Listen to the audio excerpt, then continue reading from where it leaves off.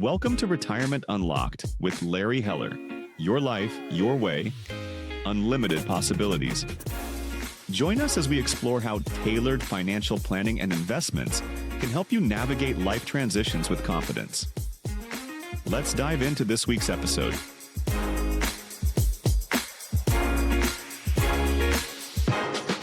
And welcome back to Retirement Unlocked with Larry Heller. The start of a new year is one of the most important moments for retirees, not because big changes need to happen, but because the right questions need to be asked. January is when retirees set the tone for the year ahead. Yet it's also when key details are often overlooked, like how withdrawals are taxed, whether there's enough cash on hand, or if a portfolio is still aligned with real-life goals. Today, Larry walks through the essential questions every retiree should be asking in January and explains how answering them early can help you avoid costly mistakes, reduce stress, and make more confident financial decisions throughout the year. Larry, where do we start with this one? Well, welcome to 2026. Yeah, thanks. Happy New Year. Let's start with withdrawals and that three-letter word that a lot of people don't like, but it called tax. Yeah. And, how do we make not only our withdrawals tax efficient, but make sure we're withdrawing from the right accounts? Because in retirement, what you withdraw and the accounts that you can draw from matter more than how much you withdraw. And there's a lot of moving parts. So really understanding the tax impact of should I draw from taxable accounts or tax deferred accounts or tax-free accounts can have a great impact. Now, Bill, you may say, well, why don't I just draw from my taxable accounts first? Yeah. So I don't pay any taxes and let my tax deferred just grow and grow and grow. Now, why wouldn't you want to do that? Good question. Why wouldn't I? Because you may not want to do that because now your required minimum distributions, if you're born in 1960 or later, is 75. For everyone else, it's 73. So what could happen is that account could grow so large because you're not drawing from it that it's going to kick you into so much of a higher tax bracket later on that you may be better off drawing out of some of your tax deferred accounts earlier. And, this is one of the things that people ask when we start trying to plan for this. Doesn't my accountant do that? No. Well, accountants don't do that. So they're not looking years in the future and seeing what your tax brackets will be in the future and see what you are now. They're looking at the past year or just a 1 year time frame. So understanding the tax impact of where you withdraw from which accounts is super critical. But Larry, I always sort of understood it as taxes are a fact of life. They have been for a long time. I don't quite understand. Is there a way to get out of paying those taxes? Is there, when you talk about tax efficient? No, it's not a way of getting out of taxes unless you invest all in tax-free accounts and you're not paying that. You're not going to want to do that. But there are ways of just controlling it and minimizing it, coordinating your withdrawals with your tax brackets. So there are different tax brackets, and the more that you make, the more that you pay taxes on, the higher taxes that you do. So that you may be able to coordinate those tax brackets from different accounts. And then there's also managing capital gains and ordinary income. So there's a tax rates for ordinary income. There's a tax rates for capital gains. And we have some clients, they may be in a year where their taxable income is so low, not usual, but they may not have to pay any taxes on capital gains. Wow. So just looking at that and looking at your income and your brackets and starting to plan for it in January, because you don't want to do certain things and then later on wish you had pulled from a different account, is super important. And again, it's not just how much money you make, it's how much money you keep. And if you were drawing from the wrong buckets, you could pay a lot more in taxes. Yeah. What about Roth conversions? I mean, usually people, when they talk about Roth conversions, my understanding, they talk about them usually prior to retirement or, somewhere early in their retirement, as opposed to like in their 70s. Or is that still a realistic strategy? Yeah, it is because once you hit when the RMDs were age Oh, yeah. 70, then you had to do it before then a lot of times because now you're adding a lot more taxable income to your to your account. But now if you're retiring at 65, and you're not going to have a withdrawal from your RMD to 75, you have 10 years of potentially low cost, a low income. Now, you may be getting pensions and other things that kick you into high, Yep. and there may be some years where you're not even getting Social Security yet. So it's even in a lower number. Planning for all those and will really determine whether you want to do a Roth conversion. So a lot of times people wait to the end of the year trying to figure it out. No, you want to start in the beginning of the year. And you're right, you want to do it as early as you can in retirement while you're possibly in a lower bracket. Yeah. Yeah. I think a lot of people don't know this about taxes. You think everybody would know everything about taxes. We all know we have to pay them, but I think a lot of people understand that there is a penalty if you underpay your taxes, or in a timely way. I mean, Yeah. that blows my mind. Yes. So you have to pay a minimum into taxes. Now, most accountants will pay in 110% of last year to avoid a penalty. Yeah. So you do want to make sure that you're coordinating with your accounts when you have to make quarterly payments. And things have changed. The big beautiful tax bill now, that the SALT, state and local taxes. If you're married, it could go back up to 40,000 from 10,000. So that's a huge planning tool that you want to look at, and it depends upon your income. So all these things factor in, especially if you're retired and you want to minimize what you're going to pay in taxes throughout your retirement. What about cash? Everybody talks about cash on hand. I tend to think, why do I need cash on hand? I would rather have my cash as invested.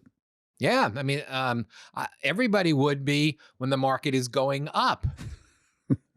It's been a long time since we've had a really big correction. Yeah. But who knows whether this will be the year. But you don't want to have to sell when the market's down. So now if you're retired and you're withdrawing money out of your account, you should really kind of see, how much do I need during the course of a year?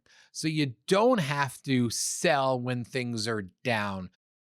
Again, investing in the market should be long-term. So if you're pulling money out of your account to live on, that should really be kind of riskless. So if you're withdrawing, let's just say $120,000, $10,000 a month out of your account, we kind of, depending upon where it is, recommending anywhere between 1 and 3 years in cash. Well, now we're kind of at the higher end because the market has had a nice run. If the market had a correction, we may be down in the lower end of that. And yet you do have to coordinate that because some people are getting Social Security, some people are getting a pension. So you want to kind of look at that and see how much cash you need, and redo this and make sure you have enough cash to last, so you're not selling it in inopportune times. Yeah. So explain to me this calculation. So I look at my monthly budget and I go, okay, I know what my RMD is going to be, and I got to take money out anyway. How do I know how much cash to have on hand? If I take $10,000 out a month, 120,000 for the year, or you seem to say there's a multiple I should be looking at. Yeah.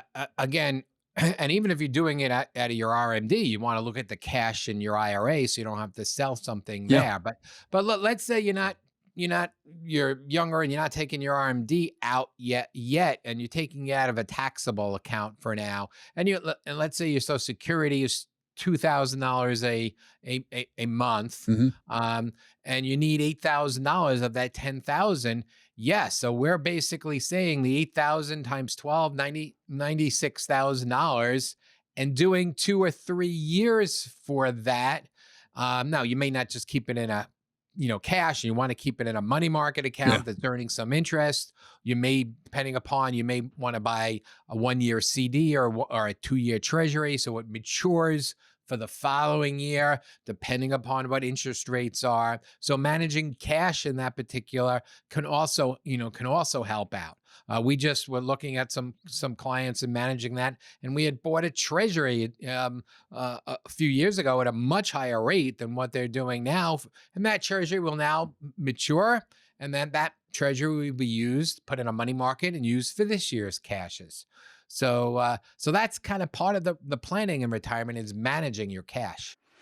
Yeah. And for those of you who are listening along and you don't have a chance to take notes, say you're driving or maybe you're out taking a walk, listening to the podcast, as always, we want to remind you that we put together a little takeaway, a summary of all of these questions that you as a 2026 retiree should be asking. You can find that download link in the episode description below. So don't worry about taking notes right now, okay? Just listen to the conversation, and if you want to go back, you can pick those up again in the link down below.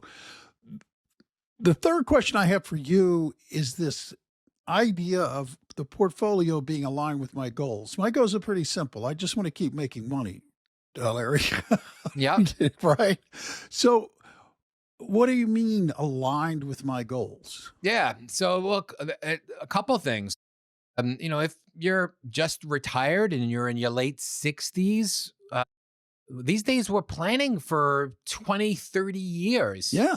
So we want to just keep ahead of inflation. And if you just keep it in the bank and withdraw it down and don't keep ahead of inflation, your portfolio is going to start to go down.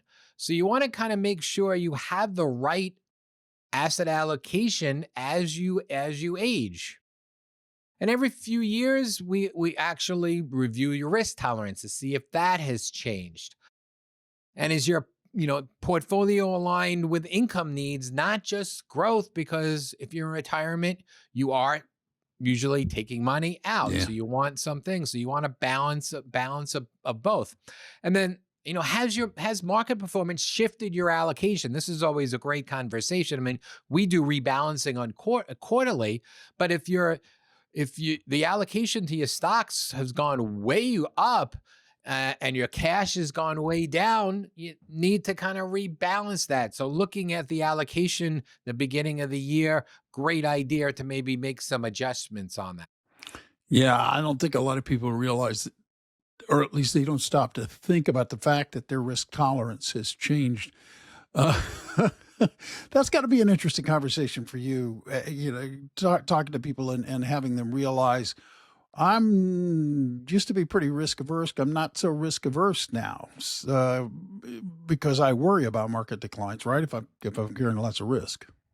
Yeah. And I don't care how much money you have. The first time when you're retired and that spigot, the money coming in is no longer there and the market is down. I mean, think about it. If you retire and you've got $3 million and the market's down 20% and half your money is in the market, it's a $300,000 drop on paper.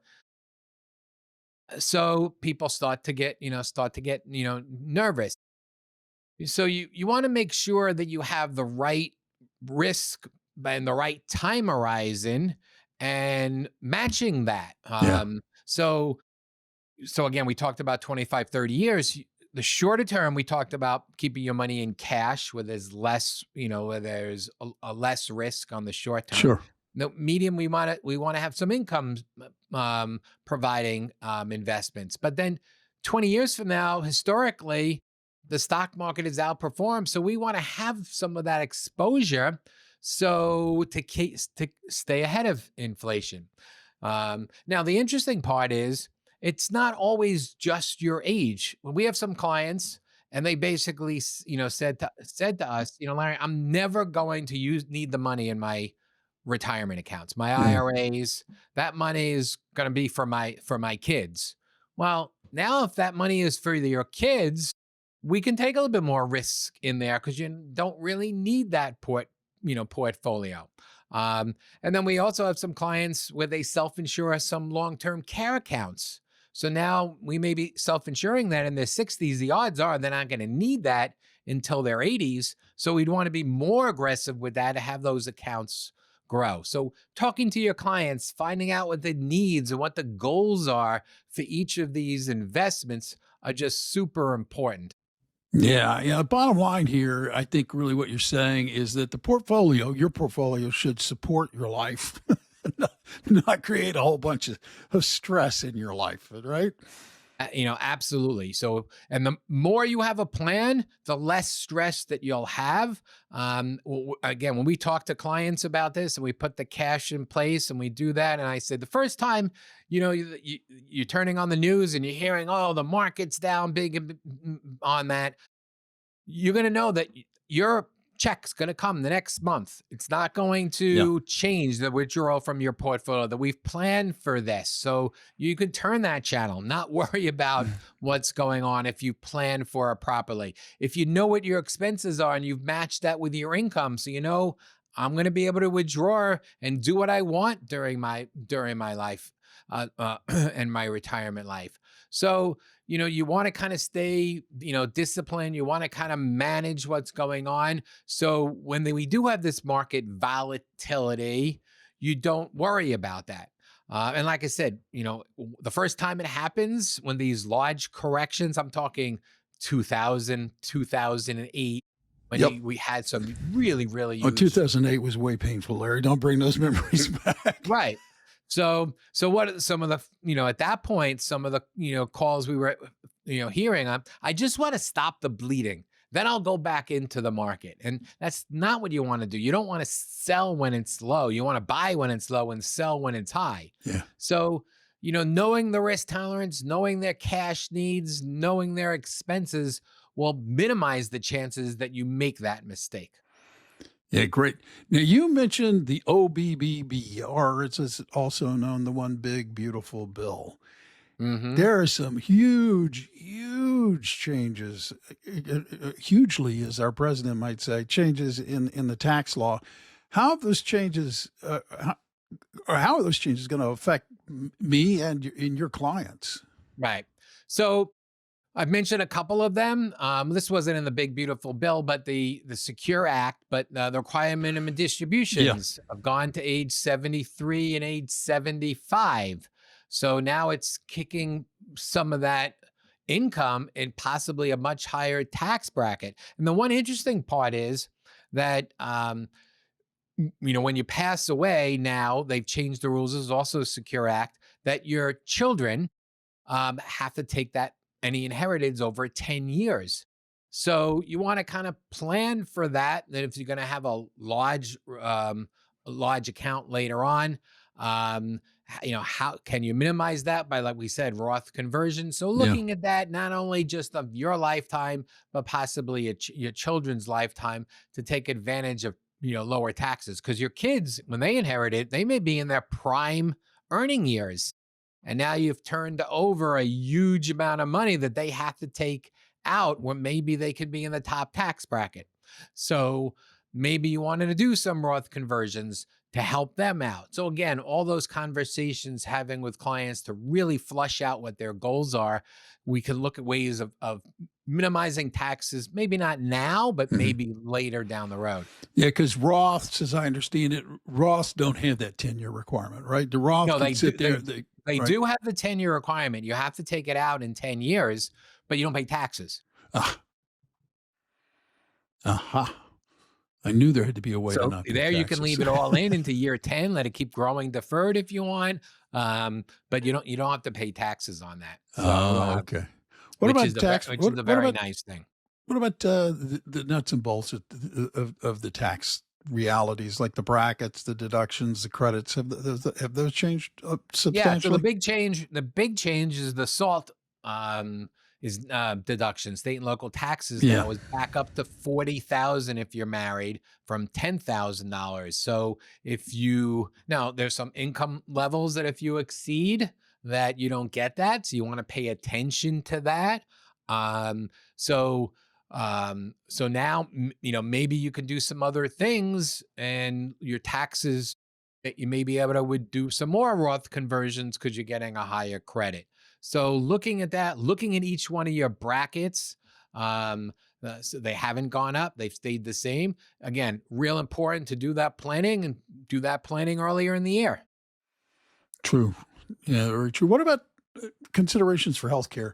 I think a lot of people think Medicare is quote unquote free. That Yeah.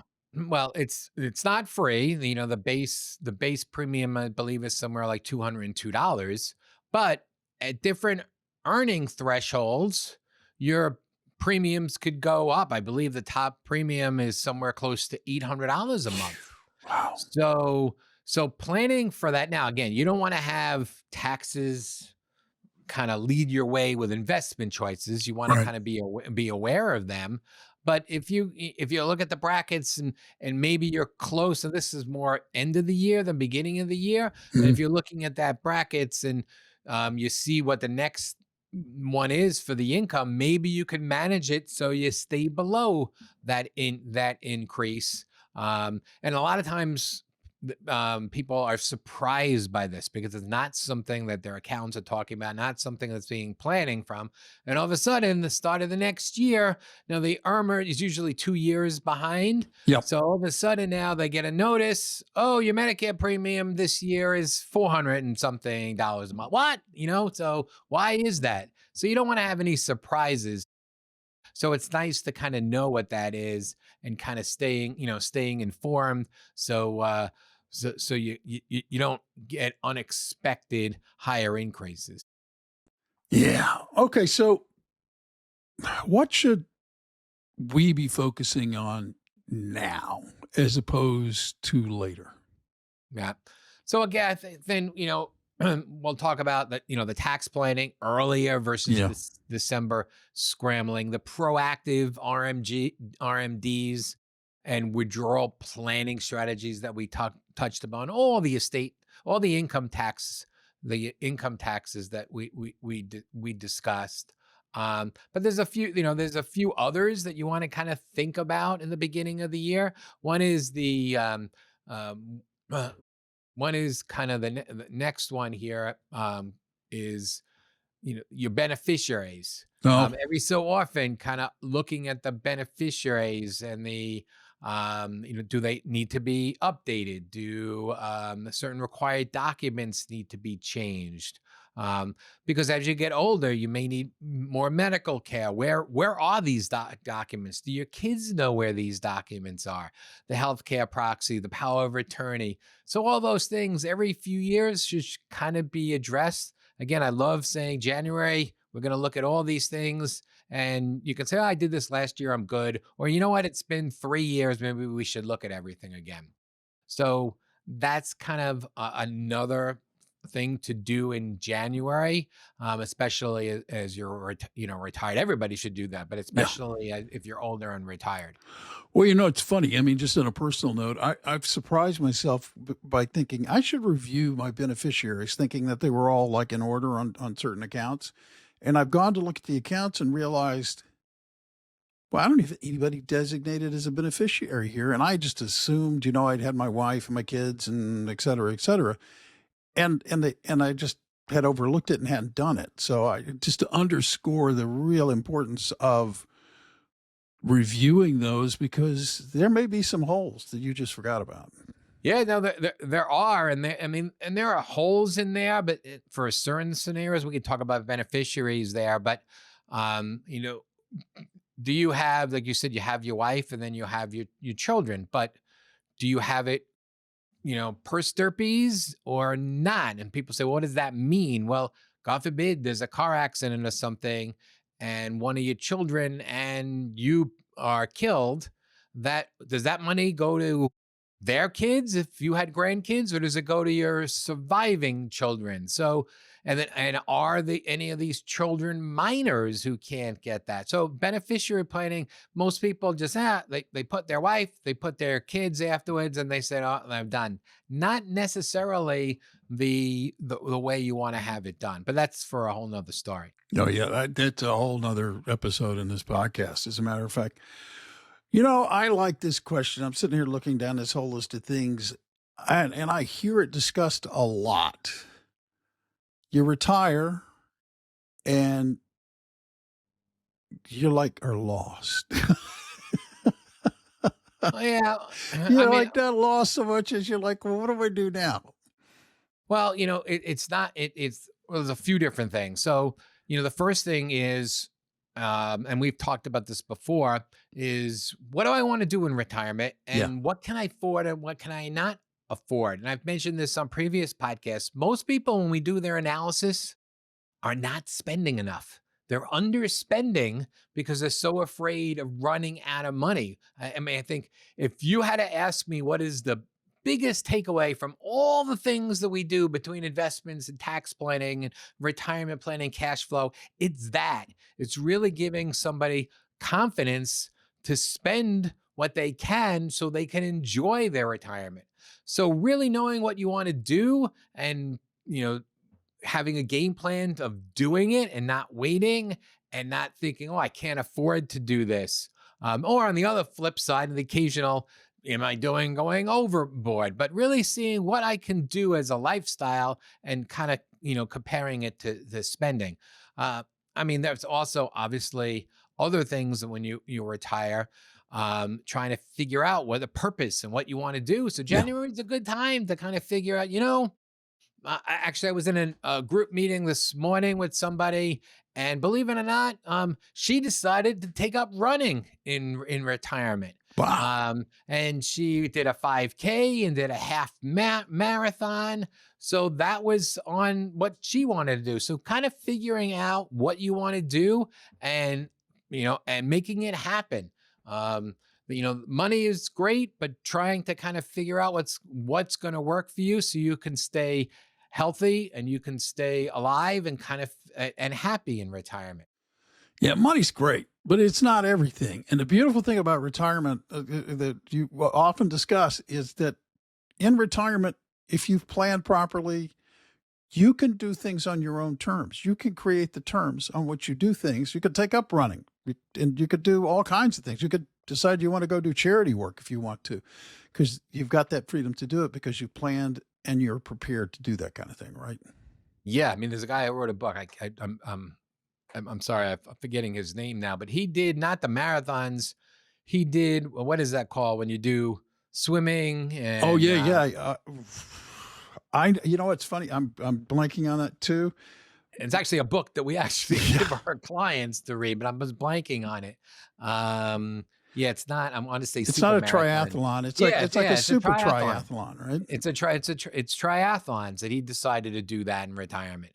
So not everyone is in that mindset to kind of do that physical, but there can be plenty of other things that's going to make you excited and what to do in retirement. Yeah, I believe it or not, Larry, I know a guy who's in his mid-70s and he does the Ironman competition, which is like the triathlon on steroids. Wow. And the great thing is that you look at him and you think, well, if I look like that when I get to be 75, I'm fine. I'll be good there. Yeah. Well, listen, everybody, thanks for listening to Retirement Unlocked. If today's episode helped you think differently about how you start the year and the questions that every retiree should be asking, please like, subscribe, and share it with someone you think could benefit from it as well. Want help answering these questions for your own situation and making sure your retirement plan is aligned financially, tax-wise with your long-term goals? Check the episode description for resources and a link to schedule a complimentary, free 20-minute call with the team at Heller Wealth Management. Remember, the right questions lead to better decisions. We'll see you next time on Retirement Unlocked.